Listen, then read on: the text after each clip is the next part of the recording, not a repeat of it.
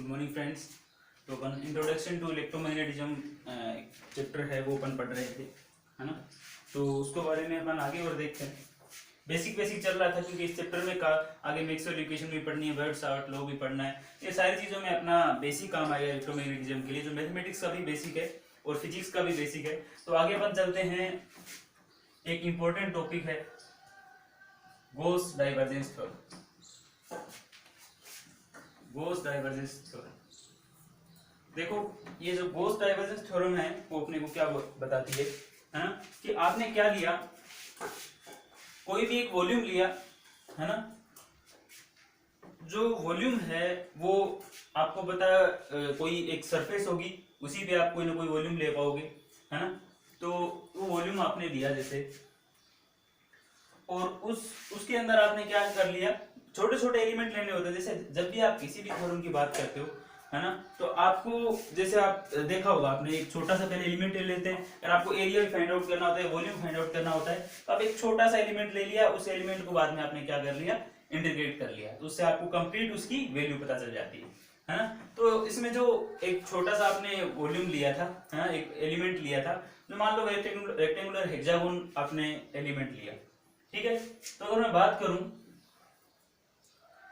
अगर ये आपका ए वेक्टर है ए डी ए, अगर मुझे इसकी वैल्यू निकालनी हो, सरफेस इंटीग्रल है ना, अगर मुझे इसकी वैल्यू निकालनी हो तो कैसे निकालूंगा, कि जो आपने एक एलिमेंट लिया था, ये देखो डी एरिया मैंने डी आई लिया है ना। अगर उस पूरे सरफेस का मुझे निकालना हो तो आप कैसे निकालोगे, क्या इन सबको मैं इंटीग्रेट कर दूं? अगर इनको सबको मैं समेशन कर दूंगा, पहले एक का आएगा, दो का आएगा, तीन का आएगा, फिर समेशन कर दूंगा तो सबकी वैल्यू आ जाएगी मेरे पास, है ना। लेकिन आपने पढ़ा है डाइवर्जेंस ऑफ ए, पढ़ा है। ये आपको दोबारा बता दूं अगर आपके समझ में नहीं आए, आपको किसी भी एक एलिमेंट का आपको पता हो तो उसको आप क्या कर सकते हो, समेशन करोगे तो वो कंप्लीट आ जाएगा। क्योंकि यहाँ पे देखो ए डॉट डी है, यहाँ एक छोटा सा पार्ट है इसका, ठीक है। अब देखते हैं, आपने डाइवर्जेंस ऑफ ए का फॉर्मूला कल ही पढ़ा था। डाइवर्जेंस ऑफ ए क्या था, लिमिट dv टेंड्स टू 0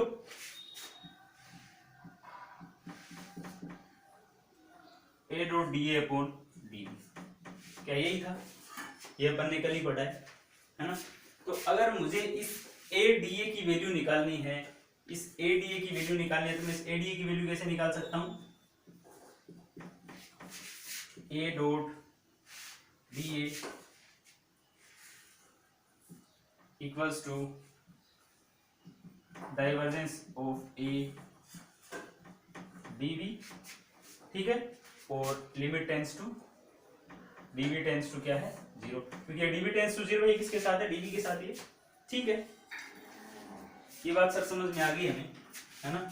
अगर आप एक स्मॉल पार्ट का ले रहे थे, अब आपको क्या करना है, कंप्लीट निकालना है कि नहीं निकालना, है ना। क्योंकि अगर ये एक पार्ट का है तो यहाँ पे डी आई आएगा कि नहीं आएगा, एक पार्ट का होगा। तो अगर मुझे कंप्लीट निकालना है तो मुझे क्या करना पड़ेगा, समेशन करना पड़ेगा। अगर दोनों तरफ में समेशन कर दूं तो ये जो वैल्यू आ जाएगी मेरे पास, ये क्या आ जाएगी, ए डॉट डी ए। लेकिन अगर इधर की तरफ में समेशन कर दूं, आपको बता दूं, अगर एक समेशन भी लगी हो और limit d v tends to 0 लगी हुई हो, और ये आपके पास डाइवर्जेंस ऑफ ए डीवी है, तो आपको पता होगा अगर समेशन और लिमिट एक साथ लगी हुई है तो इसको मैं क्या लिख सकता हूँ, इसको मैं इंटीग्रेशन बना सकता हूँ, इंटीग्रेशन के साइन की तरह इसको यूज कर सकता हूँ। तो ये मेरे पास है A D A equals to, आ गया मेरे पास डाइवर्जेंस ऑफ ए, और यहाँ पे क्या आ गया बी।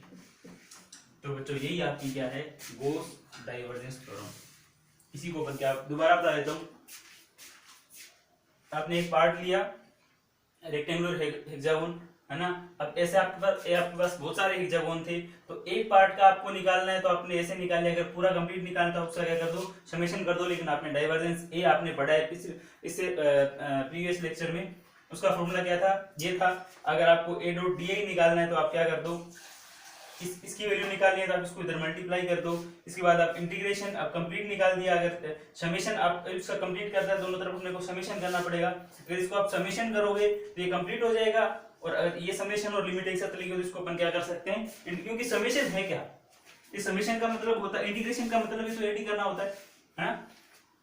और ये भी क्या होगा, समेशन है तो इंटीग्रेशन हो जाएगा, और ये आपका क्या आ जाएगा, गॉस डाइवर्जेंस थ्योरम। सर इसका स्टेटमेंट भी बताओ। अब सिंपल सा स्टेटमेंट बोल सकते हो, है ना, कि आपने कोई एक वेक्टर फील्ड लिया है, उसका सरफेस इंटीग्रल कर दिया, उस वेक्टर फील्ड का किसी सरफेस के सरफेस इंटीग्रल लिया, वो किसके इक्वल होगा, volume integral of divergence of A. तो किसी भी वेक्टर फील्ड का सरफेस इंटीग्रल है वो उसी वेक्टर फील्ड के वॉल्यूम इंटीग्रल के डाइवर्जेंस के क्या होता है, इक्वल होता है। तो ये आपकी कौन सी थ्योरम है, गॉस डाइवर्जेंस थ्योरम। ठीक है, तो अभी अपन आगे एक थ्योरम और पढ़ते हैं।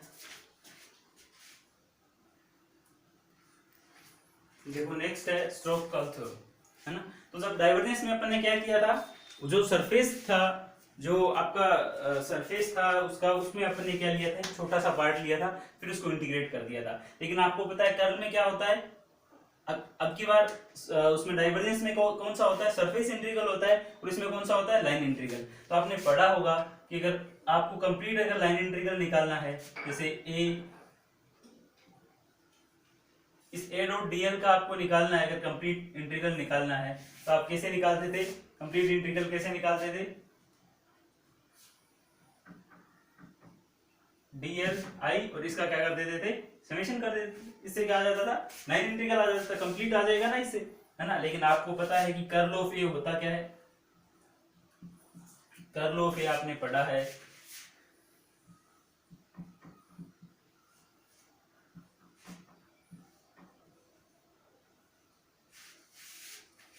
बताना मैंने सही लिखा है कि नहीं, यही होता था, और आगे क्या लगता था, एन के, बिल्कुल यही होता था।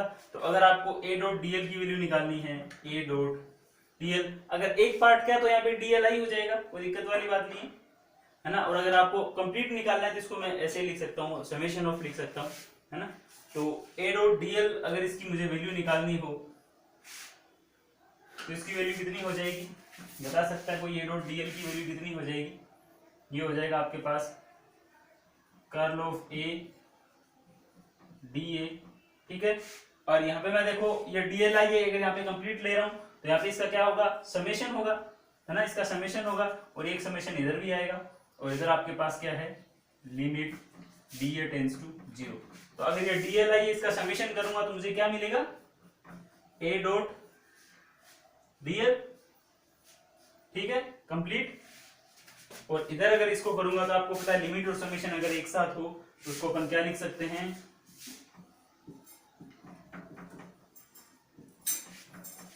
अगर ये लिमिट और समेशन एक साथ हो तो अपन इसको क्या लिख सकते हैं, इंटीग्रेशन लिख सकते हैं। कर्ल ऑफ ए है तो आपको पता होगा कर्ल ऑफ ए, और साथ में क्या है, बी।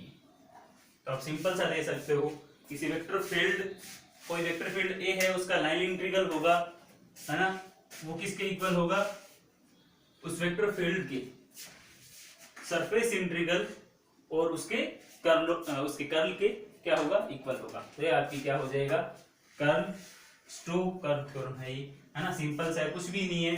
अगर आपने एक पार्ट आपको लेना आ गया कि आप एक पार्ट उसका ले लो, समेशन करोगे तो सारे पार्ट आ जाएंगे, आप सिंपल सी कर्ल थ्योरम लिख दो, उसके बाद आप इसकी टर्म में वैल्यू निकाल लो, है ना। और सिंपल सा आप देख सकते हो, किसी वेक्टर फील्ड ए का है, आपने क्या लिया है, लाइन इंटीग्रल लिया है ना, तो उसी क्लोज पाथ के अलोंग वो किसके इक्वल होगा, उसके सरफेस इंटीग्रल और कर्ल ऑफ ए के क्या होगा, इक्वल होगा, है ना। तो ये अपन क्या बोल सकते हैं, ये आपकी क्या है, Stokes curl theorem. I hope आपको समझ में आ गया होगा, नहीं आया तो आप कमेंट करके बता सकते हैं।